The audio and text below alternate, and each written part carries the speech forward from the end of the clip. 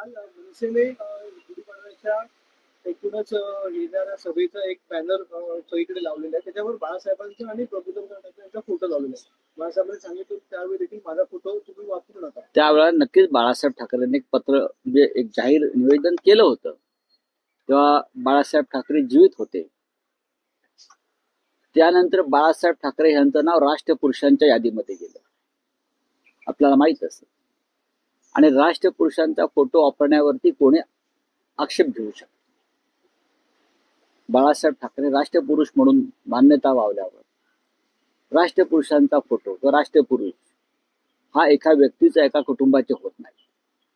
आणि याचा फायदा जर कोणी घेत असेल तर त्यांनी घ्यावा. आता एकनाथ शिंदेचे लोकही बाळासाहेबांचा फोटो वापरतात. जर बाळासाहेब जर आता हयात असते तर एकनाथ शिंदे आणि त्यांच्या लोकांना मातोश्रीच्या बाहेर चापकाने फोडला असतं. हा, हे म्हणतात ना की त्यांचे लोक म्हणतात ना, कुणाला कामराला टायर मध्ये घालून मारला पाहिजे. कोण म्हटलं मला माहित नाही. म्हणाले त्यांचं असं म्हणणं की थर्ड डिग्रीचा वापर द्या ना. थर्ड डिग्री खरं म्हणजे आम्ही संयमानं चांगली गोष्ट आहे. वरिष्ठांच्या सूचनेमुळे कुणाल कामराला महाराष्ट्रात कसं आणायचं ते आम्हाला चांगलं माहिती आहे. पाहू ना, तोपर्यंत सत्ता राहते नाही राहत कोणाची काय, हे सगळे सत्तेचे मस्ते आहेत. या देशामध्ये व्यक्ती स्वातंत्र्य आहे, अभिव्यक्ती स्वातंत्र्य आहे.